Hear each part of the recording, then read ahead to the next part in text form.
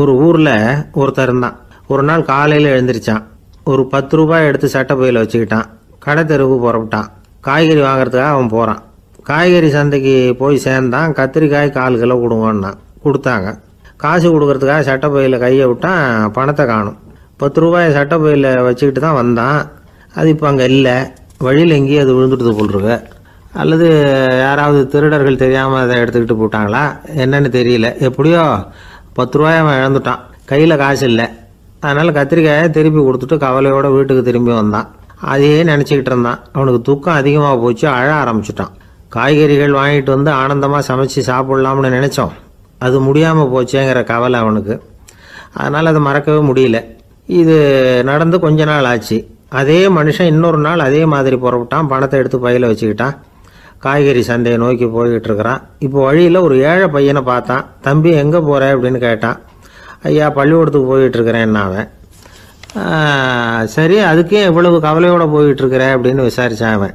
ஐயா நான் ரொம்ப ஏழை, வீட்டில் வசதி இல்லை, பரீட்சைக்கு பணம் கட்டணும், இன்றைக்கி கடைசி நாள், என்ன செய்கிறதுன்னு தெரியலன்னா. இவன் பார்த்தான். தாங்கிட்ட இருக்கிற பணத்தை எடுத்து அந்த பையன்கிட்ட கொடுத்தான். இதை வச்சுக்கோ, உடனே பணத்தை கட்டு, நல்லா படி, பரீட்சை எழுது அப்படின்னு சொல்லிவிட்டு திரும்பி வந்துட்டான். வெறுங்கையோடு திரும்பி வந்தும் வீட்டில் கேட்குறாங்க எங்கே காய்கறின்னு வழக்கம் போல் கேட்டாங்க. இவன் நடந்ததை சொன்னான். இப்போ வீட்டில் இருந்தவங்க அவங்ககிட்ட ஒரு கேள்வி கேட்டாங்க. ஏங்க இதே மாதிரி முன்னாடி ஒரு தடவை காய்கறி வாங்க போய் வெறுங்கையோடு திரும்பி வந்தீங்க, இப்போவும் வெறுங்கையோடு தான் திரும்பி வந்திருக்கிறீங்க. ஆனால் முன்னாடி வந்தப்போ வருத்தமாக இருந்தீங்க, இப்போ உங்கள் முகத்தில் வருத்தம் தெரியலையே அப்படின்னு கேட்டிருக்கிறான்.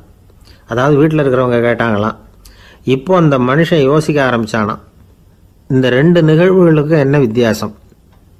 போன தடவை அவன் பணத்தை இழந்தான், இந்த தடவை அவன் பணத்தை இழந்திருக்கிறான். போன தடவை யாரோ திருடிட்டு போயிட்டாங்க, இந்த தடவை அவனாவே ஒரு பையன் பேரில் இறக்கப்பட்டு எடுத்து கொடுத்துருக்குறான். அன்னைக்கு பணம் போயிட்டுதேன்னு வருத்தமாக இருந்தது, இன்றைக்கி பணம் போனாலும் மனசுக்கு மகிழ்ச்சியாக இருக்குது, நிறைவாக இருக்குது. கொஞ்சம் யோசிச்சு பாருங்கள். பணத்தை இழந்தது மகிழ்ச்சிக்கோ வருத்தத்துக்கோ காரணமாக இருக்க முடியாது. அப்படின்னா வேற எது காரணம்? அன்றைக்கு பணத்தை இழந்துட்டேன்னு அழுதான், இன்றைக்கு பணத்தை இழந்தாலும் மகிழ்ச்சியாக இருக்கிறான். ஆகவே மகிழ்ச்சிக்கும் துக்கத்துக்கும் இழப்பு காரணம் அல்ல, இழப்பு பற்றிய நம்முடைய அறிவு தான் காரணம் அப்படிங்கிறது பெரியவர்களுடைய கருத்து. எந்த பொருளும் நமக்கு கவலையை உண்டு பண்ணுறதில்ல, அந்த பொருள் பேரில் நாம் வைக்கிற பற்று தான் கவலையை உண்டு பண்ணுது.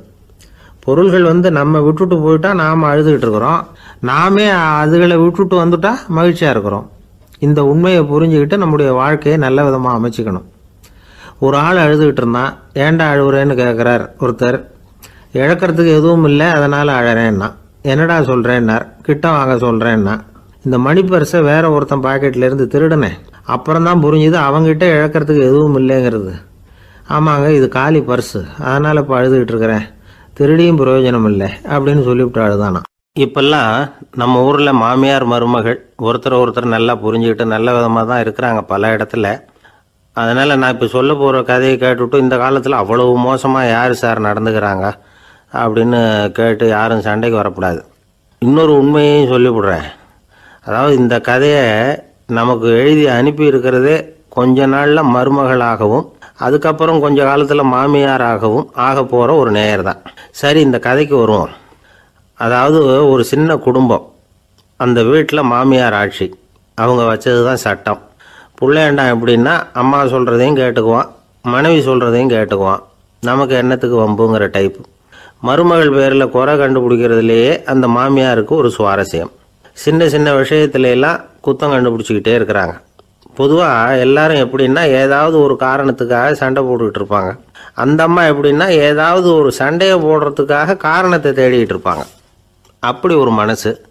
அந்த மருமக பொண்ணு பாவம் பயந்து பயந்து ஒவ்வொரு காரியமும் செஞ்சுக்கிட்டு வந்தது. இப்படியே பல வருஷம் ஓடி போட்டுது. அந்த மாமியாருக்கும் ரொம்ப வயசாகிட்டுது. இருந்தாலும் அந்த பழைய சுபாவம் மட்டும் மாறவே இல்லை.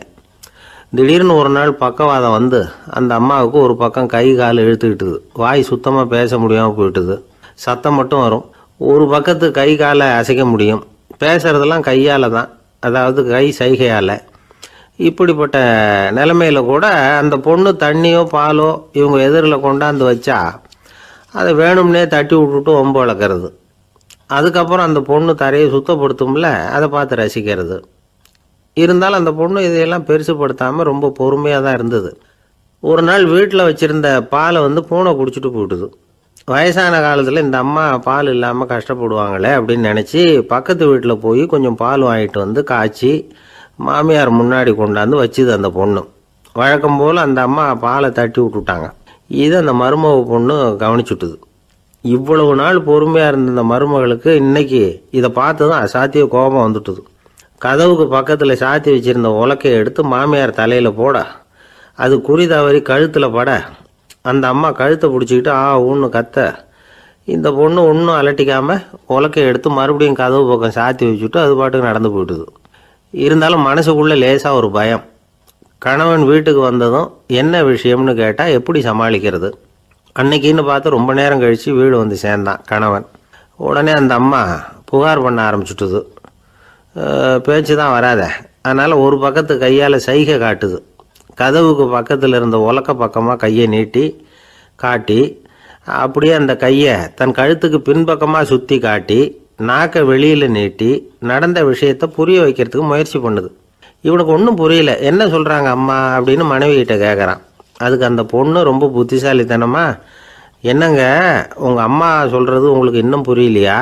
அவங்க உங்களை பார்த்து என்ன சொல்கிறாங்கன்னா, ஏண்டா உலக்க மாதிரி நிற்கிற, சாக போகிற எனக்கு சங்கிலி எதுக்கு, என் கழுத்தில் கிடக்கிற இந்த சங்கிலியை கழட்டி என் மருமக கழுத்தில் போடுறா அப்படின்னு சொல்கிறாங்க அப்படின்னு தான். ஓ அப்படியா விஷயம்னு சொல்லி அம்மா கழுத்தில் இருந்த சங்கிலியை எடுத்து மனைவி கழுத்தில் போட்டுட்டு, அம்மா உன் விருப்பப்படியே போட்டாச்சு, இனிமேலாவது நிம்மதியாக படுத்து தூங்கு அப்படின்னு சொல்லிவிட்டு உள்ளே போயிட்டான்.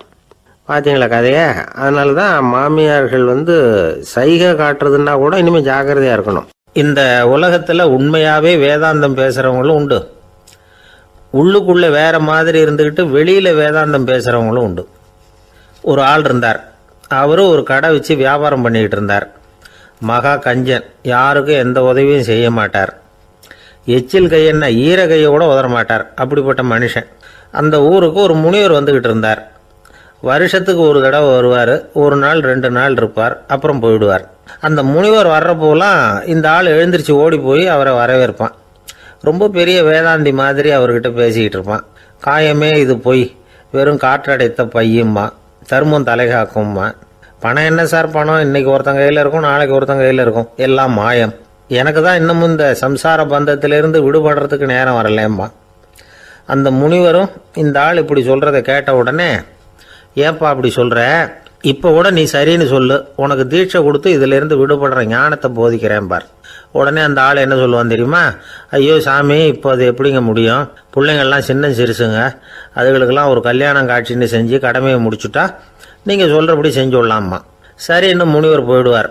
அடுத்த வருஷம் வருவார். இவன் வழக்கம் போல் வேதாந்தம் பேசுவான். சரி தீட்சை கொடுக்குறேன் வா அம்பார்.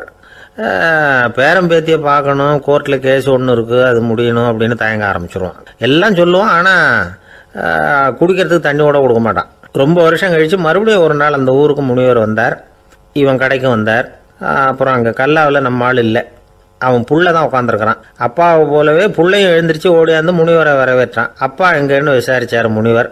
ஐயோ அதை ஏன் கேட்குறீங்க சாமி, உங்ககிட்ட தீட்சை வாங்கி இந்த சம்சார பந்தத்திலேருந்து விடுதலை பெறணும்னு சொல்லிக்கிட்டே இருப்பார், அது நிறைவேறாமலே போய் சேர்ந்துட்டார். போன மாதம் ஒரு நாள் திடீர்னு நெஞ்சு வலிக்குதுன்னார், அவ்வளோதான் போட்டுன்னு போயிட்டார் அப்படின்னு புலம்புனான் பையன்.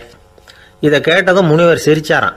அவன் எங்கடா போவான், உன் அப்பா எங்கேயும் போகல, இதோ வாழை ஆட்டிக்கிட்டு உன் காலடியிலே இருந்துக்கிட்டு இருக்கான் பார் அப்படின்னு சொல்லி அங்கே நின்றுக்கிட்டு இருந்த ஒரு நாயை சுட்டி காட்டினாரான்.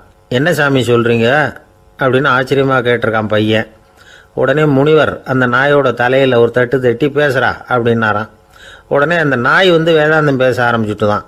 காயமே இது போய் வெறும் காற்றடைத்த பை அப்படின்னு தான். முனிவர் சொன்னார், அடே இப்போவும் ஒன்றும் கெட்டு போகல, நீ விரும்புனா சொல்லு, உனக்கு தீட்சை கொடுத்து என் பின்னாடியே அழைச்சிட்டு போயிடுறேன், அங்கே அழைச்சிட்டு போய் உனக்கு ஞானத்தை போதிக்கிறேன், வர்றியா அப்படின்னு கேட்டிருக்கார். உடனே அந்த நாய் சொல்லிச்சான், ஐயோ அதை ஏன் கேட்குறீங்க சாமி, நான் உண்ணாமல் தின்னாமல் ஏராளமான சொத்து சேர்த்து வச்சுட்டேன், என் பிள்ளைங்க அதோட பெருமை தெரியாமல் ராத்திரி நேரம்லாம் கதவை திறந்து போட்டுட்டு தூங்கிடுவாங்க, அதனால் இப்படி நாயாக பிறந்து ராத்திரி பகலாக சுற்றி சுற்றி காவல் காத்துக்கிட்டு கிடக்கிறேன், இப்போ எப்படி சாமி வர முடியும் அப்படின்னு கேட்டுதான். அறியாமையிலேயே சுகம் கண்டு இப்படி இருக்கிற ஆளுங்களுக்கு எப்படி விடுதலை கிடைக்கும், எப்போ விடுதலை கிடைக்கும் அப்படின்னு கேட்குறார் தசாவதானி, திருக்குறள் பேர் ராமையா. அவர் கேட்குறது நியாயம் தானே. இந்த காலத்து பையன் ஒருத்தன் அப்பா கிட்ட சொன்னான், அப்பா இன்றைக்கி நான் 1 ரூபா மிச்சப்படுத்தி விட்டேன் அப்படின்னு நானும். அப்படியா, என்னடா பண்ணேன்னு கேட்டிருக்கார் அப்பா. டவுன் பஸ்ஸில் ஏறாமல் அது பின்னாடியே ஓடியாந்தேன், 1 ரூபா மிச்சம்தானே அப்படின்றான். அட பாவி, ஒரு ஆட்டோ பின்னாடி ஓடியாந்துருந்தா 10 ரூபா மிச்சமாயிருக்குமே, வேஸ்ட் பண்ணிட்டியே அப்படின்னாராம் அந்த அப்பா. ஒரு கடற்கரை ஓரம், அங்கே ஒரு சின்ன கிராமம். அந்த கிராமத்தில் ஒரு சின்ன பள்ளிக்கூடம். கடற்கரை ஓரத்தில் உள்ள ஒரு விடுதியில் ஓய்வுக்காக ஒருத்தர் வந்து தங்கியிருக்கிறார். பள்ளிக்கூடத்தில் ஏதோ விழா நடக்கிறது மாதிரி தெரிஞ்சுது. உடனே அவர் அந்த பக்கமாக வந்தார். இங்கே என்ன நடக்குதுன்னு விசாரித்தார். பள்ளி ஆண்டு விழா நடக்குதுன்னாங்க. உடனே போனார். கண்காட்சி ஒன்று வச்சுருந்தாங்க. உள்ளே போய் பார்த்தார். பள்ளிக்கூடத்தில் படிக்கிற மாணவர்களே சொந்தமாக தயார் பண்ண பொருள்களை காட்சிக்கு வச்சுருக்கிறாங்க. அந்த ஊர் மக்கள்லாம் அதை கூட்டம் கூட்டமாக போய் பார்த்துக்கிட்டு இருக்கிறாங்க. இவரும் ஆர்வமாக அதையெல்லாம் பார்த்துக்கிட்டே போகிறார். ஒரு இடத்துல ஒரு சின்ன ரயில் செஞ்சு வச்சுருந்தாங்க, மாணவர்களே தயார் பண்ணது. மின்சாரத்தால் அது ஓடுறது மாதிரி பண்ணி வச்சுருந்தாங்க. அதில் ஒரு சின்ன பொத்தான் இருக்கும், அது அமுக்குனா ரயில் ஓடும், சுற்றி சுற்றி வரும். மாணவர்கள் எதிரில் நின்று அதுக்கு விளக்கம் கொடுத்துக்கிட்டு இருக்கிறாங்க. இவர் அதை கவனித்தார். ரயில் ஓடுறத பார்த்தார். அங்கே நின்றுக்கிட்டு இருந்த மாணவர்கள்கிட்ட விளையாட்டாக கேட்டார், ஏன்பா இந்த ரயில் எதனால் ஓடுது அப்படின்னு கேட்டார் இவர். சக்தியினால் ஓடுது அப்படின்னாங்க மாணவர்கள். அது என்ன சக்தின்னு கேட்டார். அதுக்கு பேர் மின்சாரம் அப்படின்னாங்க. சரி, நீங்கள் மின்சாரத்தை பார்த்துருக்குறீங்களா அப்படின்னார்.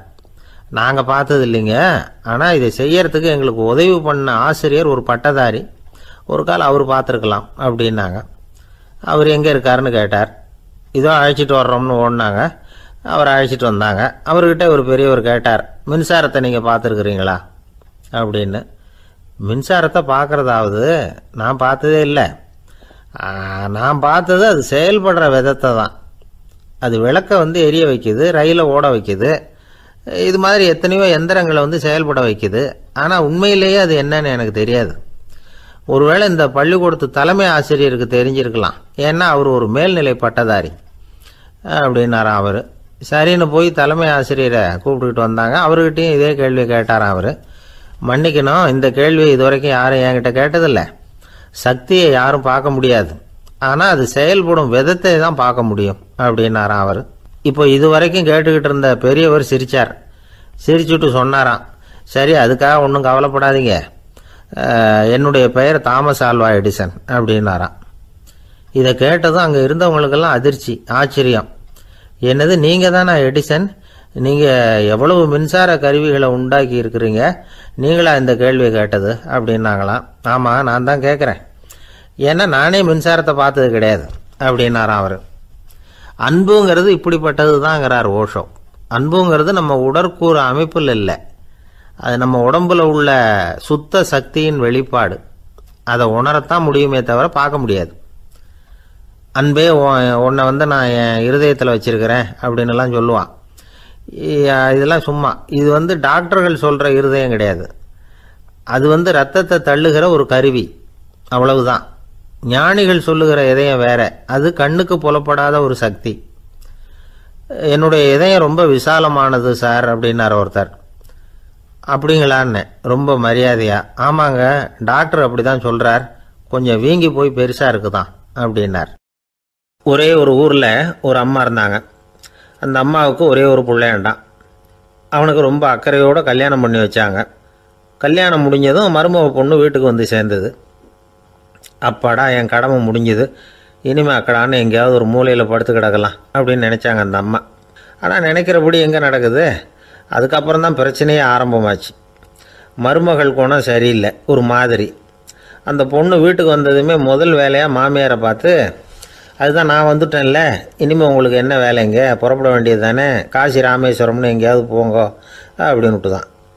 மாமியாரை பார்த்தாங்க, கொஞ்சம் யோசனை பண்ணாங்க. இந்த பாருமா, நீ இப்படி சொல்கிறதுக்கு முன்னாடியே வீட்டை விட்டு புறப்படணுங்கிற முடிவுக்கு நான் வந்துட்டேன். வீட்டை மட்டும் இல்லை, இந்த உலகத்தை விட்டே கூட போகிறதுக்கு தயாராக இருக்கிறேன். ஆனால் ஒரே ஒரு விஷயத்துக்காக என் உயிரை கையில் பிடிச்சிக்கிட்டு இருக்கிறேன் அப்படின்னாங்களாம். என்ன விஷயம்னு கேட்டது இந்த மருமக பொண்ணு. வேறு ஒன்றும் இல்லை, என் பிள்ளைக்கு கல்யாணம் பண்ணி வச்சுட்டேன். ஒரு பேர புள்ள பிறந்து அதை என் கண்ணால் பார்த்துட்டேன்னா நான் எங்கே வேணும்னாலும் போகிறதுக்கு தயாராக இருக்கிறேன் அப்படின்னாங்களாம் அந்த மாமியார். மாமியார் இப்படி சொல்கிறதுலேயே நியாயம் இருக்கிறதாக பட்டுது அந்த பொண்ணுக்கு. சரி, அப்படியே இருந்து பார்த்துட்டு போகலாம் அப்படின்னு அனுமதி கொடுத்தது. கொஞ்ச காலத்தில் ஒரு பேரன் பிறந்தான். அந்த அம்மாவும் பேரனை கண்ணால் பார்த்துட்டாங்க. சரி, பேரனை பார்த்தாச்சுல்ல, இனிமேல் புறப்பட வேண்டியது தானே அப்படின்னது மருமக பொண்ணு. மாமியார் பார்த்தாங்க. நீ சொல்கிறது சரிதாம்மா, அதில் ஒன்றும் தப்பு இல்லை. என்னோடய பேரன் உங்களை அம்மா அப்பான்னு கூப்பிடுறதை என் காது குளிர கேட்டுட்டு போயிடுறேனே அப்படின்னாங்களாம். சரி, அந்த ஆசையை நிறைவேறட்டும் அப்படின்னு காத்துக்கிட்டு இருந்தாங்க. பேரன் வளர்ந்தான், நடந்தான், பள்ளிக்கூடம் போனால் பெரியவனானான். மருமக பொண்ணு மறுபடியும் மாமியாரை விரட்ட ஆரம்பிச்சுட்டுது, இன்னும் புறப்புள்ளையான்னு. இதை பாருமா, இது வரைக்கும் இருந்துட்டேன். பேரனோட கல்யாணத்தையும் கண்ணால் பார்த்தா தான் இந்த கட்டை வேகும் போல் இருக்குது அப்படின்னு சொல்லி ஒரு மாதிரியாக பேச ஆரம்பித்தாங்க. இதுவும் நியாயமான ஆசையாக தான் படுது அப்படின்னு அது யோசிச்சிருக்கு அந்த பொண்ணு. சரின்னு அதுக்கும் ஒத்துக்கிட்டது. உடனே பேரனுடைய கல்யாணமும் முடிஞ்சது ஒரு வழியாக. இனிமேல் ஒரு நொடி கூட இங்கே இருக்கக்கூடாது, புறப்படுங்க அப்படின்னு மாமியாரை விரட்டிச்சான் அந்த பொண்ணு.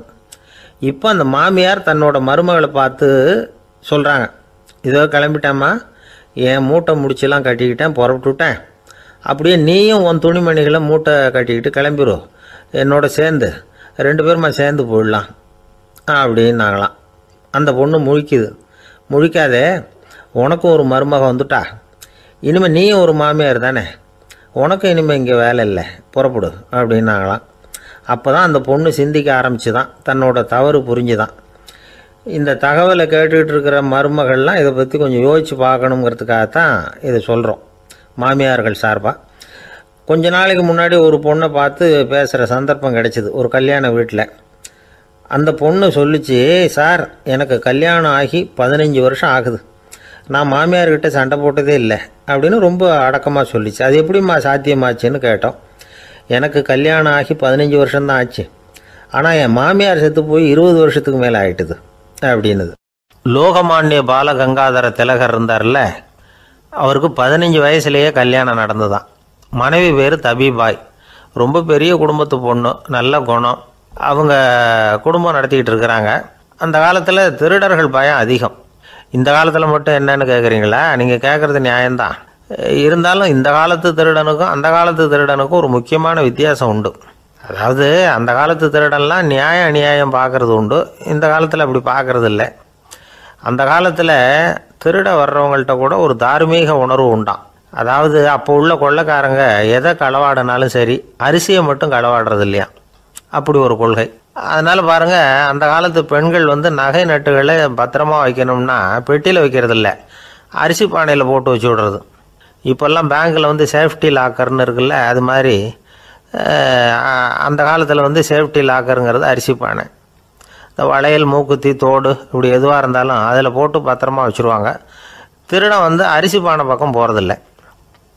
ஏன்னா சாப்பிட்ற விஷயத்தில் கை வைக்கக்கூடாது, அது பாவம் அப்படின்னு அவன் நினைக்கிறான். திலகரோட மனைவி தபிபாயும் அதே மாதிரி தன்னுடைய ஆபரணங்களை ஒரு அரிசி பானைக்குள்ளே போட்டு மூடி வச்சுருந்தாங்களாம். இப்படி இருந்தப்போ ஒரு நாள் ஒரு பிச்சைக்கார பொண்ணு வீடு வீடாக பிச்சை கேட்டுக்கிட்டே வந்திருக்குது. திலகர் வீட்டுக்கும் தர்மம் போடுங்க தாயே அப்படின்னு தான் அந்த பொண்ணு.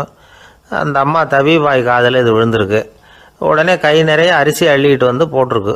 பாத்திரத்தில் அரிசியை போட்டதுக்கு அப்புறம் தான் தெரியுது, பளிச்சுன்னு கண்ணில் படுது. அதாவது அந்த அம்மாவோட வைர மூக்குத்தி ஒன்று அரிசியோடு சேர்ந்து அந்த பிச்சைக்கார பொண்ணு பாத்திரத்தில் போய் விழுந்துட்டுது.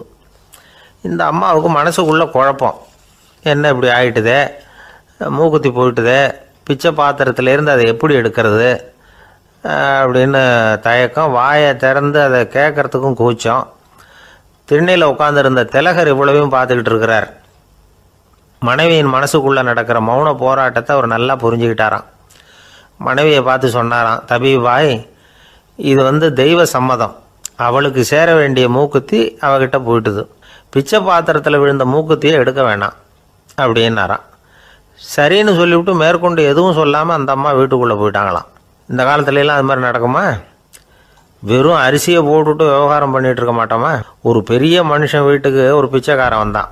ஐயா, நாங்கள் பிச்சைக்காரங்கள்லாம் சேர்ந்து ஒரு சங்கம் வச்சுருக்குறோம், அதுக்கு நிதி சேர்க்குறோம், அதுக்கு ஒரு 100 ரூபா கொடுத்தீங்கன்னா எங்களுக்கு பெரிய உதவியாக இருக்கும் அப்படின்னானா. அதெல்லாம் ஒன்றும் கொடுக்க முடியாது போ அப்படின்னாரான் அவர். அப்படின்னா ஒரு 50 ரூபாயாவது கொடுங்களேன் அப்படின்ட்டுருக்கான். அதுவும் முடியாதுன்னு சொல்லிவிட்டார். 25 ரூபா அப்படின்னு இருக்கான். எதுவும் முடியாது அப்படின்னாரான். சரிங்க, இவ்வளவு பெரிய வீட்டுக்கு வந்துட்டு வெறுங்கையோடு திரும்புறது நல்லா இருக்காது, அதனால சும்மா ஒரு ரூபா மட்டுமாவது கொடுங்க அப்படின்ட்டுருக்கான் அவன். ஒரு பைசா கூட என்கிட்ட கிடையாது அப்படின்னு விட்டாரான் இவர். அப்படின்னா நீங்கள் ஒரு காரியம் பண்ணுங்களேன் அப்படின்னானா அவன். என்ன செய்யணும் அப்படின்ட்டுருக்கார். எங்கள் சங்கத்தில் நீங்களும் ஒரு மெம்பராக சேர்ந்துருங்க அப்படின்னானா. காஞ்சிபுரத்தில் பல்லவ ராஜா ஒரு கோவில் கட்டினார், கைலாசநாதர் கோவில். அதுக்கு கும்பாபிஷேகம் பண்ணுறதுக்கு ஒரு நாள் குறிப்பிட்டு அதுக்கு வேண்டிய ஏற்பாடுகள்லாம் பண்ணினார். முதல் காரியமாக கடவுளை வேண்டிக்கிட்டார், நீங்கள் இந்த கும்பாபிஷேகத்துக்கு நேரில் வந்து கலந்துக்கணும்னார். கடவுள் அந்த ராஜா கனவுல வந்தார். நீ கும்பாபிஷேகம் வச்சிருக்கிற அதே நாளில் அதே நேரத்தில் எனக்கு இன்னொரு ஊரில் ஒரு கும்பாபிஷேகம் இருக்குது, அதுக்கு போக வேண்டியிருக்கு. அதாவது திருநின்ற ஊரில் என்னுடைய பக்தர் ஒருத்தர், அவரும் ஒரு கோயில் கட்டி கும்பாபிஷேகம் செய்கிறார், நான் அதுக்கு போக வேண்டியிருக்கு, அதனால் உன்னுடைய தேதியை நீ மாற்றி வச்சுக்கோ அப்படின்னார். கடவுள் தான் எங்கேயும் இருக்கிறவராச்சே, அவர் நினச்சா 2 இடத்துலையும் இருந்து கோயில் கும்பாபிஷேகத்தை நடத்த முடியாதா? ஏன் அப்படி செய்யலை? அது ஒரு முக்கியமான காரணத்துக்காக தான். திருநின்ற ஊரில் இருந்த பூசலாருங்கிற அந்த அடியாரின் பெருமையை இந்த உலகத்துக்கு எடுத்து காட்டணுங்கிறதுக்காகத்தான் கடவுள் அந்த ராஜா கிட்ட அப்படி சொன்னார். சரி, அந்த அடியார் அப்படி என்ன தான் பெருசாக கோயில் கட்டி விட்டார்? ராஜா கட்டின கோயிலை விட பெருசா? அவர் கட்டினது கருங்கல்லாலேயோ மண்ணாலேயோ மரத்தாலேயோ இல்லை. அவர் கட்டின கோயில் வேறு மாதிரி. அது மனசால கட்டின கோயில், மனசுக்குள்ளே இருக்கிற கோவில், மனக்கோவில். அந்த அடியார் தன்னோட மனசுக்குள்ளே மாதக்கணக்காக ஒவ்வொரு கல்லாக சேர்த்து கட்டின கோவில். இந்த விஷயம் ராஜாவுக்கு தெரியாது. அவர் என்ன நினச்சுட்டாரு, அது நாம் கட்டின கற்கோயிலை விட ரொம்ப பெருசாக இருக்கும் போல இருக்கு அப்படின்னு நினச்சிட்டார். சரி, அப்பேற்பட்ட அந்த கோயிலை தரிசனம் பண்ணிவிட்டு வருவோம் அப்படின்னு நினச்சி ராஜா திருநின்ற ஊருக்கு போகிறார். அங்கே போய் பார்த்தா கோயிலையும் காணும், ஒன்றையும் காணும். கடைசியில் பூசலார் கட்டின மனக்கோவில் தான் அதுங்கிறத அவர் புரிஞ்சுக்கிறார். உடனே அந்த அடியாரின் காலில் விழுந்து வணங்குறார். அவரோ, இது மனசால முயன்ற கோவில், இதுக்கு இத்தனை பெருமையா அப்படின்னு ஆச்சரியப்படுறார். இதில் ஆச்சரியப்படுறதுக்கு ஒன்றும் இல்லை. ஆண்டவன் விரும்புறது அகபக்தியையே தவிர புற தோற்றங்களே அல்ல. இதை நாம் புரிஞ்சுக்கிட்டோம்னா நமக்குள்ள எந்த வேறுபாடுகளும் வர்றதுக்கு வழியே இல்லை. இன்னொரு ராஜா இருந்தார். அவர் ஆண்டவனுக்கு படைக்கிறதுக்காக ஒரு தார் நல்ல செவ்வாழைப்பழமாக எடுத்துக்கிட்டு போகணும்னு நினச்சார். அதனால் முத நாளே அதை வாங்கிட்டு வர சொன்னார் வேலைக்காரங்கிட்ட. வேலைக்காரன் போனால் கடைத்தெருவில் ஒரு தார் பழம் வாங்கினான். வர்ற வழியில் அவன் குடிசை அப்படியே எட்டி பார்த்துட்டு போவோமேன்னு நினச்சான். போனான். அங்கே இவனோட குழந்தை பாவம் பசியால் கத்திக்கிட்டு இருக்கு. இவன் பார்த்தான், இவ்வளவு பெரிய தாரில் ஒரு 2 பழம் எடுத்தா தெரியவா போகுது அப்படின்னு நினச்சி ஒரு 2 பழத்தை பிச்சு அந்த குழந்தைகிட்ட கொடுத்தான். அது அதை வாங்கி வயிறார சாப்பிட்டுது, பசி அடங்குச்சு, விளையாட போயிட்டுது. இவன் அதுக்கப்புறம் வாழைப்பழத்தை எடுத்துக்கிட்டு அரண்மனைக்கு வந்தான். 2 பழம் பிச்சிருக்கிறது ராஜாவுக்கு தெரிஞ்சு போச்சு. இவன் உண்மையை சொல்லிவிட்டான். உடனே ராஜா, கடவுளுக்கு படைக்க வேண்டிய பொருளை குழந்தை எச்சில் பண்ண விட்டுருக்கியே அப்படின்னு சொல்லி அவனை கட்டி வச்சு சாட்டையால் அடித்தார் பாவம். மறுநாள் பழத்தை கோயிலுக்கு எடுத்துகிட்டு போனார். கடவுள் முன்னாடி வச்சார். கடவுள் கண்ணை திறந்து பார்த்தார், பழம்லாம் அழுகி இருக்குது. என்ன இது அழுகி போன பழம் அப்படின்னார். ராஜா முழிச்சார். நல்லா தானே இருந்தது அப்படின்னு நினச்சார். அப்போ கடவுள் அந்த ராஜா கிட்ட சொன்னாராம், இதை பார்ப்பா, இந்த தாரில் 2 பழம் தான் நல்ல பழம், அந்த 2 பழங்களையும் நேற்றுக்கே நான் சாப்பிட்டுட்டேன் அப்படின்னாராம். அப்போ தான் ராஜாவுக்கு புரிஞ்சுது, ஏழை குழந்தையின் பசியை தீர்க்கறதுக்காக உதவுன அந்த 2 பழம்தான் இறைவன் சாப்பிட்ட பழம்னு. இறைவன் இருக்கிற இடம் எது? இதுதான். ஒரு ஊரில் ஒரு மன்னர் இருந்தார். புத்தி கூர்மை உள்ள ஒரு மன்னர். பொதுவாக மன்னர்களுக்கு சந்தேகம் வந்தால் சபையில் உள்ள சான்றோர்கள்கிட்ட கேட்டு தெரிஞ்சுக்கிறது தானே வழக்கம். ஆனால் இங்கே அப்படி இல்லை. மற்றவங்களுக்கு சந்தேகம் வந்தால் மன்னர்கிட்ட கேட்டு தெரிஞ்சுக்குவாங்க. அது மாதிரி கேட்டு தெரிஞ்சுக்கிறதுக்காக ஒரு பெரியவர் ஒரு நாள் வந்தார். அவர் கையில் 3 பொம்மைகள் வச்சுருந்தார். 3 ஒரே மாதிரி பொம்மைகள், கொஞ்சம் கூட வித்தியாசம் தெரியல. ஏது இந்த பொம்மைன்னு கேட்டார் மன்னர். எனக்கு வேண்டியப்பட்ட ஒருத்தங்கிட்ட இருந்து இதை வாங்கிட்டு வந்திருக்கிறேன், நான் தான் அவன்கிட்ட இந்த பொம்மையை செஞ்சு கொடுக்கும்படியா கேட்டுக்கிட்டேன். அவன் ரொம்ப புத்திசாலி, அவன் தான் இதை செஞ்சு கொடுத்தான். ஆனால் அதில் ஒரு சிக்கல் அப்படின்னார். என்ன பிரச்சனைன்னு கேட்டிருக்காரு இவர். நான் அவன்கிட்ட கேட்டது 3 விதமான பொம்மைகளாக இருக்கணும்னு கேட்டேன். அவன் என்னடான்னா 3 ஒரே மாதிரியாக செஞ்சு கொடுத்துட்டான் அப்படின்னார். அவங்ககிட்டயே கேட்கறது தானே அப்படின்ட்டுருக்காரு இவர். கேட்டேன், அவன் என்ன சொல்கிறான்னா, இது 3 ஒரே மாதிரி பொம்மை கிடையாது, 3 விதம், ஒன்றுக்கு ஒன்று வித்தியாசம் இருக்குது. இந்த 3 பொம்மையும் 3 விதமான நண்பர்களுக்கு உதாரணங்கள் அப்படின்னு சொல்கிறான். எனக்கு ஒன்றும் புரியல, அதுதான் உங்ககிட்ட வந்தேன் அப்படின்னார். சரி, அந்த பொம்மைகளை இப்படி கொடுங்கோ அப்படின்னு வாங்கினார் மன்னர். எடுத்துக்கிட்டு உள்ளே போனார். கொஞ்ச நேரம் கழித்து வெளியில் வந்தார். அதுக்கப்புறம் சொன்னார், இதை பாருப்பா, அவன் சொன்னது சரிதான், 3 விதம் தான். இது இருக்குதே முதல் பொம்மை, இது உத்தமமான நண்பனுக்கு உதாரணம். இந்த 2வது பொம்மை இது மத்தியமமான நண்பனுக்கு உதாரணம். அந்த 3வது பொம்மை இருக்குதே அது மோசமான நண்பனுக்கு உதாரணம். இதை செஞ்சவன் உண்மையிலேயே பெரிய அறிவாளி தான் அப்படின்னாராம். வந்தவருக்கு ஒன்றும் புரியல. பார்த்தா ஒன்றும் வித்தியாசம் தெரியலையே அப்படின்னு அவன் குழம்பி போய் நிற்கிறான். இப்போது அந்த மன்னர் விளக்கம் கொடுக்குறார். அந்த 3 பொம்மையையும் எடுத்து முன்னாடி வச்சார். ஒரு மெல்லிய கம்பியை கையில் எடுத்தார். அந்த முதல் பொம்மை காதில் விட்டார். கொஞ்ச தூரம் உள்ளே போய் அப்படியே நின்றுட்டுது அந்த கம்பி. அப்புறம் 2வது பொம்மை காதில் அந்த கம்பியை விட்டார். அந்த கம்பி என்னாச்சுன்னா அப்படியே அது வாய் வழியாக வெளில வந்தது. 3வது பொம்மை காதில் கம்பியை செலுத்தினார். அது நேராக இன்னொரு காது வழியாக வெளியில் வந்தது. இப்போ இந்த முதல் வகை இருக்குதே, அது மாதிரியான நண்பர்கள் எப்படி தெரியுமா? நம்ம கஷ்டத்தை அவங்கக்கிட்ட சொன்னால் பேசாமல் கேட்டுக்குவாங்க. வெளியில் அதை யாருக்கிட்டையும் சொல்லிகிட்டு இருக்க மாட்டாங்க. வெளியில் தெரியாமல் நமக்கு உதவி பண்ணுவாங்க. செஞ்சுட்டு அதை நான் தான் செஞ்சேன்னு சொல்லிகிட்டு இருக்க மாட்டாங்க. அதுதான் கம்பி ஒரு காது வழியாக போய் உள்ளே நின்றுட்டுது. 2வது பொம்மையில் கம்பி என்னாச்சு, ஒரு காது வழியாக போய் வாய் வழியாக வெளியில் வருது. இது மாதிரியான நண்பர்கள்கிட்ட நாம் கஷ்டத்தை சொன்னால் அதை அவங்க 4 பேர்கிட்ட போய் சொல்லி நமக்காக உதவி கேட்பாங்க. நமக்குன்னு கேட்டு வாங்கி அதை நம்மகிட்ட கொண்டுகிட்டு கொடுப்பாங்க. இவங்க மத்தியமமான நண்பர்கள். 3வது பொம்மையில் ஒரு காது வழியாக செலுத்துகிற கம்பி இன்னொரு காது வழியாக வெளியில் வந்துடுது. இது மாதிரியான நண்பர்கள்கிட்ட நம்ம கஷ்டத்தை சொன்னால் அவங்க காது கொடுத்து கேட்கறது மாதிரி நடிப்பாங்க. அப்படியே இன்னொரு காது வழியாக அதை வெளில விட்டுருவாங்க. அதை பற்றி கவலைப்பட மாட்டாங்க. இதுதான் இந்த பொம்மைகளுக்குள்ளே இருக்கிற வித்தியாசம் அப்படின்னு விளக்கம் கொடுத்தாராம் மன்னர். படிக்கிற பிள்ளைங்கள்லேயும் இது மாதிரி 3 வகை உண்டு. சில பேர் காதால் வாங்கி மனசில் வச்சுக்குவான். சில பேர் காதால் வாங்கி பேனாவால் எழுதி விடுவான். சில பேர் ஒரு காதால் வாங்கி இன்னொரு காதால் வெளியில் விட்டுருவான். ஒரு பையன் வகுப்பில் ஆசிரியர் பாடம் நடத்தும் பொழுது தலையை வேகமாக ஆட்டி ஆட்டி கேட்பானான். ஏன்டா இப்படி தலையை இப்படி ஆட்டுற அப்படின்னு கேட்டிருக்கான் பக்கத்தில் இருந்தவன். தலையை ஆட்டினா தாண்டா ஒரு காது வழியாக உள்ளே போகிறது, இன்னொரு காது வழியாக வெளியில் வேகமாக வெளில போகும் அப்படின்னானா அந்த பையன். இந்த உலகத்தில் மனுஷன் எவ்வளவோ தவறுகள் செய்கிறான். அதுக்கெல்லாம் என்ன காரணம்? அதை பற்றின ஆராய்ச்சி தான் இன்றைக்கி. இதுக்கு ஆராய்ச்சி என்னத்துக்கு, அது தெரிஞ்ச விஷயந்தானே அப்படின்னு நீங்கள் நினைக்கலாம்.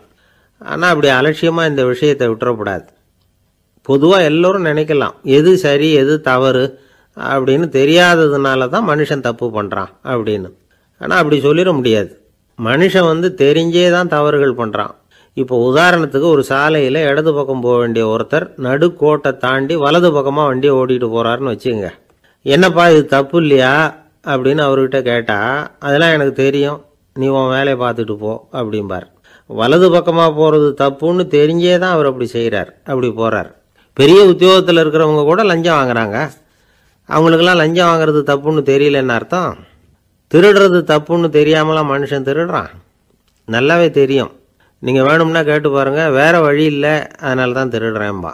திருடுறது ஒரு புண்ணியமான காரியம்னு திருடனே கூட சொல்ல மாட்டான்.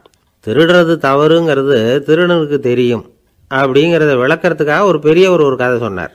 அதாவது 2 திருடர்கள் 2 பேரும் சேர்ந்து ஒரு வீட்டுக்கு போய் ஒரு 10,000 ரூபாயை திருடிட்டு வந்துடுறாங்க. ஒரு காட்டு வழியாக வந்துக்கிட்டு இருக்கிறாங்க. இன்னும் விடியல. 2 பேருக்கும் தூக்கம் கண்ணை சுற்றுது. சரி, இப்படியே ஒரு மரத்தடியில் படுத்து தூங்குவோம், காலையில் விடிஞ்சதும் இந்த பணத்தை 2 பேரும் பங்கு போட்டுக்குவோம் அப்படின்னு முடிவு பண்ணுறாங்க. அதே மாதிரி படுத்து தூங்குறாங்க. நடு ராத்திரியில் ஒரு திருடன் முழிச்சிக்கிறான். விடிகிற வரைக்கும் காத்துக்கிட்டு இருந்தால் 5,000 ரூபா தான் கிடைக்கும், இப்போவே கம்பி நீட்டினா 10,000 ரூபா கிடைக்கும் அப்படின்னு யோசித்து பார்த்துட்டு ஒரு முடிவுக்கு வந்தான். மெதுவாக அந்த 10,000த்தையும் சுருட்டிக்கிட்டு அடுத்தவனுக்கு தெரியாமல் ஓடி போயிட்டான். விடியுது. அடுத்தவன் எழுந்திரிச்சு பார்க்குறான். பணத்தையும் காணலை, பாகஸ்தனையும் காணலை. இந்த திருடன் அந்த திருடனை திட்டுறான். திருட்டு பய, அயோக்கிய பய, இப்படி அநியாயமாக கிளப்பிட்டு போட்டானே அப்படிங்கிறான். இதுலேருந்து என்ன தெரியுது? தெரியாமல் எடுத்துக்கிட்டு போகிறது திருட்டு, அயோக்கியத்தனம், அநியாயம் அப்படிங்கிறது இவனுக்கு தெரிஞ்சிருக்குது. அதனால தான் அடுத்தவனை பார்த்து இப்படி திட்டுறான். அதனால் தெரியாததுனால மனுஷன் தவறு பண்ணுறான்னு சொல்கிறது சரியில்லை. அப்படின்னா மனுஷன் பண்ணுற தவறுகளுக்கு உண்மையான காரணம் தான் என்ன? இதே சந்தேகம் அர்ஜுனனுக்கும் வந்துதான். அதனால தான் அவன் வந்து பகவானை பார்த்து கேட்குறான், மனுஷன் வந்து தன் விருப்பத்துக்கு விரோதமாக ஏதோ ஒரு சக்தியினால பலாத்காரமாக இழுக்கப்பட்டது மாதிரி பாவம் பண்ணுறானே, அந்த சக்தி என்ன அப்படின்னு கேட்குறான். இதுக்கு பகவான் பதில் சொல்கிறார், காமமும் குரோதமும் தான் அந்த சக்திகள், அதாவது ஆசையும் சினமும், இது ரெண்டும் உன்னுடைய எதிரிகள் அப்படிங்கிறத புரிஞ்சுக்கோ அப்படிங்கிறார். இன்னமும் நுணுக்கமாக பார்த்தா காமத்தினுடைய மறு உருவங்கள் தான் குரோதமும் லோபமும். ஆசை நிறைவேறலைன்னா குரோதம், அதாவது கோபம். ஆசை நிறைவேறிட்டதுன்னா லோபம், அதாவது பேராசை. பாவத்தை கண்ட்ரோல் பண்ணணும்னா அதுக்கு மெயின் சுவிட்ச் எது அப்படிங்கிறது இப்போ தான் தெரியுது. அதுக்கு மனுஷன் தெரிஞ்சே தான் தவறு பண்ணுறான் அப்படின்னு பேசிக்கிட்டோமே. அதுக்கு ஒரு உதாரணம், ஒரு ஆள் ஹோட்டலில் சாப்பிட போனான், சாப்பிட்டு முடித்தான், எழுந்திரிச்சு வந்து முதலாளிகிட்ட பில்லை கொடுத்தான், காசை கொடுக்கல. முதலாளி பணம் கொடுன்னு கேட்டார். இவன் என்கிட்ட பணம் இல்லைன்னா. முதலாளி கொஞ்சம் கூட அலட்டிக்கல, உள்ளே இருந்து ஒரு ஆளை கூப்பிட்டார். இவனை கூப்பிட்டுக்கிட்டு போய் இட்லி மாவு ஆட்ட சொல்லுன்னார். இவனும் கவலைப்படாமல் உள்ளே போயிட்டான். அப்போது அழைச்சிட்டு போகிற ஆள் கேட்குறான், ஏன் சார் சாப்பிட்றதுக்கு முன்னாடி காசு இல்லைங்கிறது உங்களுக்கு தெரியாதா அப்படின்னு கேட்குறான். தெரியும், காசு இல்லைங்கிறதும் தெரியும், காசு இல்லாமல் சாப்பிட்டா மாவாட்டணுங்கிறதும் தெரியும் அப்படின்னா அந்த ஆள். அப்படின்னா நீங்கள் உங்கள் வீட்லேயே சாப்பிட்ருக்கலாமே அப்படின்னு கேட்குறான் அவன்.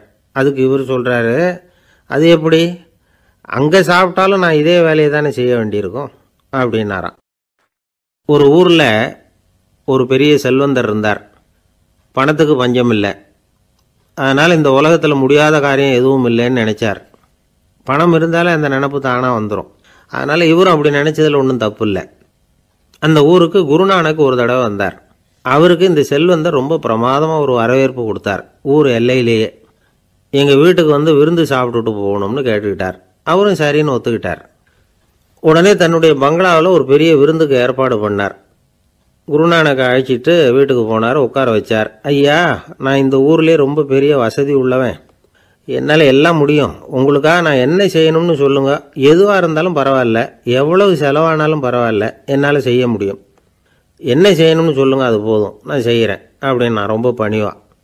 இதை கேட்டதும் குருநானக் சிந்திச்சார் கொஞ்ச நேரம். அதுக்கப்புறம் தன்னோட சட்டை பைக்குள்ளே கையை விட்டு ஒரு பழைய ஊசி ஒன்று எடுத்தார்.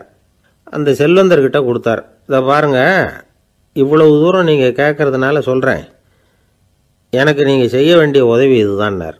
ஊசியை கையில் வாங்கிக்கிட்டு இதை என்ன செய்யணும்னு சொல்லுங்க அப்படின்னார் அவர். நீங்கள் செய்ய வேண்டியது என்னென்னா, இந்த ஊசியை பத்திரமா வச்சிருக்கணும். நாம் 2 பேரும் இறந்து போனதுக்கு பின்னாடி இன்னொரு உலகத்தில் நாம் சந்திக்கக்கூடிய வாய்ப்பு இருக்குது. அப்போ இந்த ஊசியை என்கிட்ட கொண்டாந்து கொடுக்கணும். இதுதான் நீங்கள் எனக்காக செய்ய வேண்டிய உதவி அப்படின்னார் குருநானக் லேசாக சிரிச்சுக்கிட்டே. இதை கேட்ட உடனே இந்த பெரியவர் முழிக்க ஆரம்பிச்சிட்டார். அது எப்படிங்க, நான் சாகிறப்ப எப்படி இந்த ஊசியை எடுத்துக்கிட்டு இன்னொரு உலகத்துக்கு வர முடியும்னார். ஊசி மாதிரி ஒரு சின்ன பொருளை கூட இந்த உலகத்தை விட்டு நாம் போகிறப்ப எடுத்துகிட்டு போக முடியாதுங்கிறப்போ உங்களோட செல்வத்தையெல்லாம் எப்படி அங்கே எடுத்துகிட்டு வர போகிறீங்க அப்படின்னு கேட்டார் குருநானக். அதுக்கப்புறம் தான் அந்த பெரியவர் யோசிக்க ஆரம்பித்தாராம். குருநானக் சொல்கிறார், இதை பாருங்கள், நாம் செய்கிற நல்லது கெட்டது தான் கடைசி வரைக்கும் நம்ம கூட இருக்கும். அடுத்தவங்க நல்லா இருக்கணுங்கிறதுக்காக பொருளை செலவு செய்யணும், அப்படி செய்யலைன்னா எந்த பிரயோஜனமும் இல்லை அப்படின்னார்.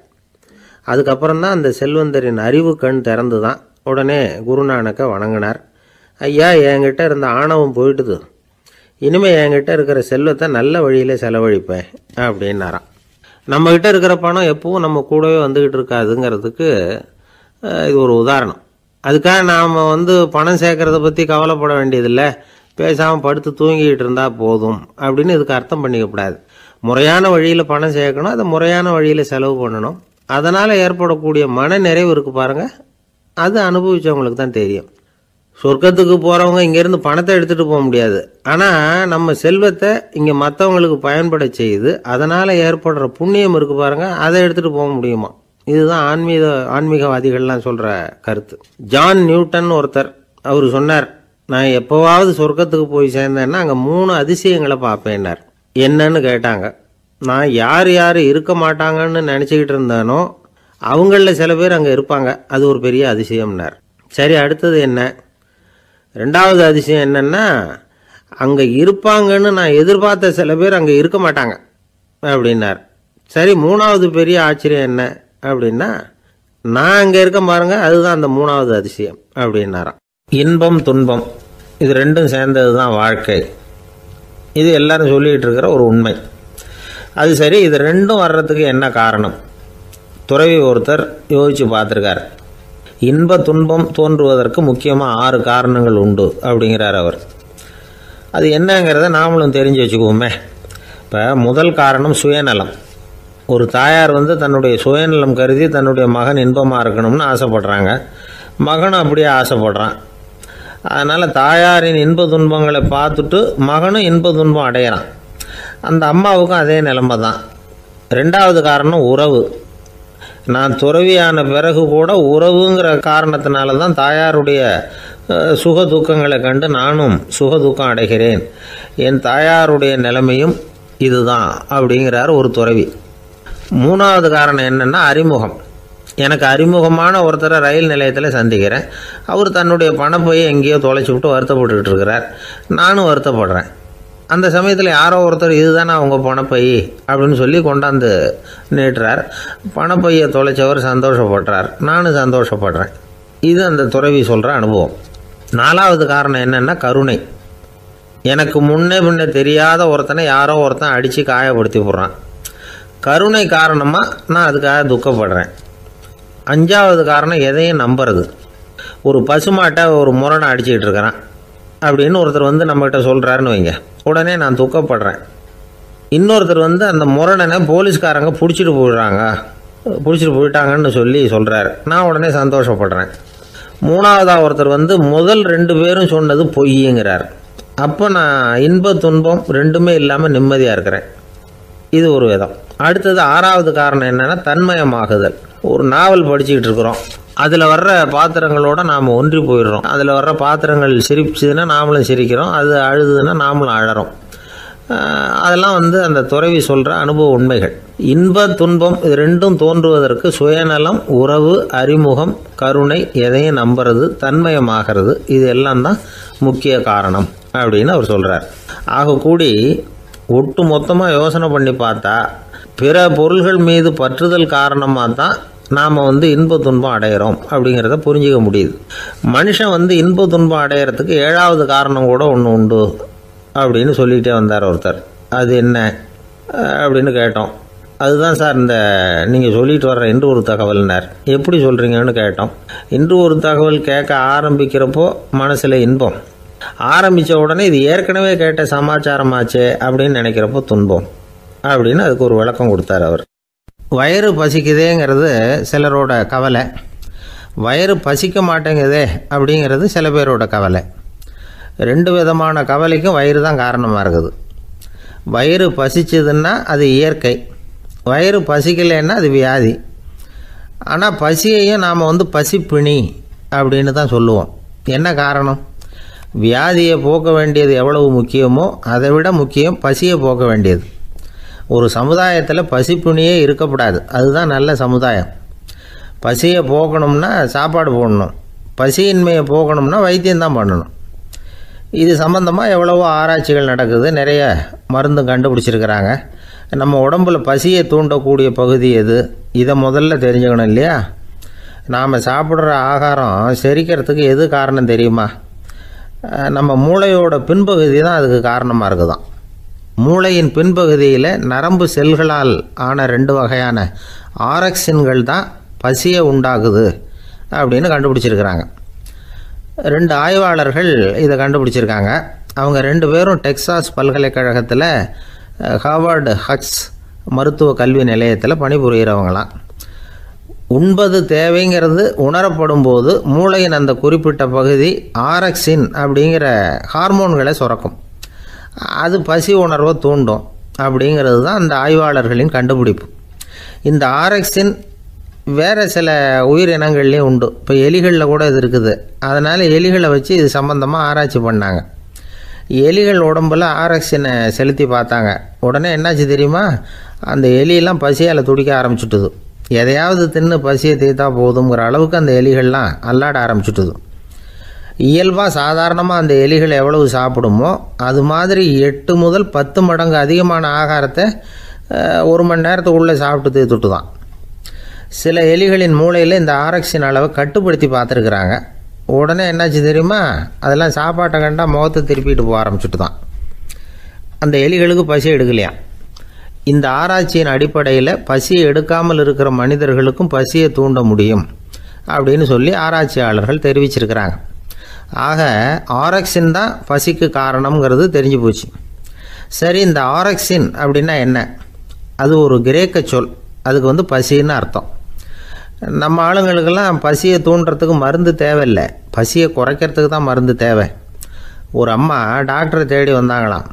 டாக்டர், எங்கள் வீட்டுக்காரருக்கு திடீர்னு அகோர பசி, நிறைய சமைச்சு போடுறேன், அவ்வளவையும் சாப்பிட்டுட்டு கீழே கிடக்கிற குப்பை கூலங்களையும் எடுத்து சாப்பிட ஆரம்பிச்சுட்றார், என்னன்னு கவனித்து பாருங்கள் அப்படின்னாங்களாம். எவ்வளோ நாளாக அப்படி இருக்குதுன்னு கேட்டிருக்காரு டாக்டர். 1 வாரமாக அப்படி இருக்குதுன்னாங்களாம். இவ்வளவு நாளாக ஏன் சும்மா இருந்தீங்க, ஆரம்பத்திலே இங்கே அழைச்சிட்டு வர வேண்டியது தானே அப்படின்னாரான் டாக்டர். அது ஒன்றும் இல்லை டாக்டர், வீடு பூரா சுத்தமாகட்டுமேன்னு பார்த்துக்கிட்டு இருந்தேன் அப்படின்னாங்களாம் அந்த அம்மா.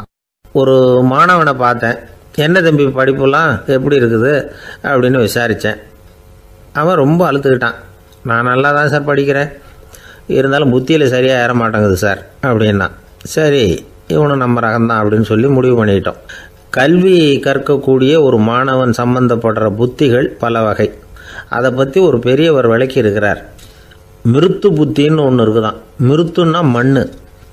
மண்ணால் செவுறு கட்டுறோம்ல, மண் சுவரில் ஆணி அடிக்கிறதும் சுலபம், அதை பிடுங்கி எடுக்கிறதும் சுலபம். அது மாதிரி சில பேர் குரு சொல்லி கொடுக்குறத சுலபமாக கேட்டு தெரிஞ்சு வச்சுக்குவாங்க, கொஞ்ச நேரத்தில் சுலபமாக மறந்தும் போயிடுவாங்க. இது மிருத்து புத்தின்னு பேர், மண் புத்தி. தாரு புத்தின்னு ஒன்று உண்டான். தாருன்னா மரம். அதில் பச்சை மரத்தில் ஆணி அடிக்கிறது சுலபம், ஆனால் அதை எடுக்கிறது கஷ்டம். அது மாதிரி ஆசிரியர்கிட்டேருந்து கேட்டதை கவனமாக மனசில் பதிய வச்சுக்கிட்டு அதை மறக்காமல் இருக்கிறது தாரு புத்தி. பட்டை மரமாக இருந்தால் அதில் ஆணி அடிக்கிறதும் கஷ்டம், அடிக்கிற ஆணியும் சீக்கிரம் நழுவிடும். அது மாதிரி கேட்குற விஷயம் மனசில் பதியறதும் கஷ்டம். அப்படியே பதிஞ்சாலும் அது நீடிச்சு இருக்கிறதும் கஷ்டம், கொஞ்ச காலத்தில் மறந்துடும். இன்னொரு வகை புத்தி ஒன்று உண்டு, அதுக்கு பேர் சிலா புத்தின்னு பேர். சிலான்னா கல். ஒரு கருங்கல்லில் 4 துளையை போட்டு ஒரு துளையில் உளியை வச்சு அடித்தா மற்ற துளை வழியாகவும் பிளந்து கல் 2 ஆகிடும். அது மாதிரி சந்தியான இடங்களில் குறிப்பாக ஒரு பொருளை சொன்னால் அதை வச்சுக்கிட்டு மற்றதையும் தெரிஞ்சுக்கிறது, அது சிலா புத்தின்னு பேர். வேணு புத்தின்னா என்ன தெரியுமா? வேணுன்னா மூங்கில். மூங்கில் கணுவில் ஒரு பக்கம் உளியை வச்சு அடித்தா 2 பக்கமும் பிளந்துடும். அது மாதிரி ஒரு செய்தியை கேட்டுக்கிட்டு இருக்கிறப்பவே அதோட முன்பின் தொடர்களையும் தெரிஞ்சுக்கணும், அது வேணு புத்தி. தைல புத்தின்னு ஒன்று உண்டு. தைலம்ங்கிறது எண்ணெய். தண்ணியில் ஒரு துளி எண்ணெயை விட்டால் அது தண்ணி பூரா பரவி போடுதில்ல, அது இப்படி பரவுறது மாதிரி ஆசிரியர் சுருக்கமாக ஒரு கருத்தை சொன்னால் அதை வச்சுக்கிட்டு பூரா விஷயங்களையும் தெரிஞ்சுக்கணும், அது தைல புத்தி. கற்பூர புத்தின்னு ஒன்று கேள்விப்பட்டிருக்கோம். அது எப்படின்னா, கற்பூரம் தீ பட்ட உடனே பிடிச்சிக்கும். ஆசிரியர் சொன்ன உடனே நுண்ணறிவோட பாடங்களை புரிஞ்சுக்கிறது இந்த வகை புத்தி. கரி புத்தின்னு ஒன்று. அது எப்படின்னா, கரியில் நெருப்பை வச்சு விசிறிய பிறகு அதுக்கப்புறம் அது கறி நெருப்பாகும். அது மாதிரி காலம்பரை சாயந்தர வேளைகளில் ஆசிரியர் பாடம் சொல்லி கொடுப்பார், அதை கொண்டு புரிஞ்சுக்கிறது இந்த வகை. கதலித்தண்டு புத்தின்னு ஒன்று சொல்லுவாங்க. கதலிங்கிறது வாழை மரம். வாழைத்தண்டில் தீ வைக்கிறது எவ்வளவு சிரமமோ அவ்வளவு சிரமத்தோடு கல்வி கற்கிறது கதலித்தண்டு புத்தி. இதை தவிர இன்னும் சில வகையான மாணவர்களை கூட அடையாளம் காட்டுறாங்க. ஆசிரியர் சொன்னதில் நல்லதை மட்டும் எடுத்துக்கிறவன் அன்னம். ஆசிரியர் கிடைச்ச இடத்துல பாடத்தை கேட்டுக்கிட்டு பிறகு தனியாக உட்காந்து சிந்திக்கிறவன் பசு.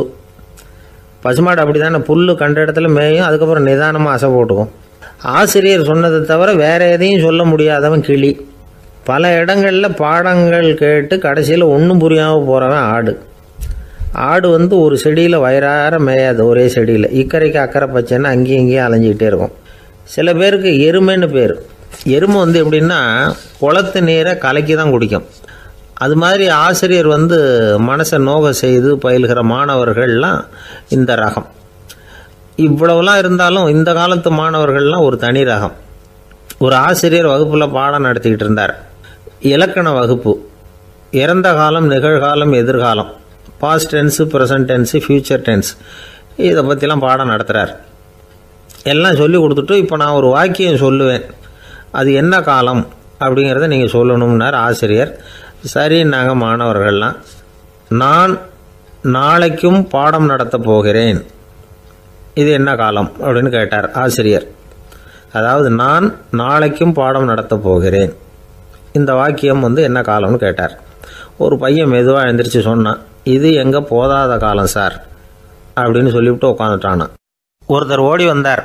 இன்னொருத்தரை பார்த்து, சார் உங்கள் சைக்கிளை ஒரு நாள் இரவல் கொடுங்களேன், பக்கத்து ஊருக்கு போயிட்டு வர வேண்டியிருக்கு அப்படின்னார். இவர் சைக்கிளை கொடுத்து பத்திரமா கொண்டுகிட்டு போங்கன்னார்.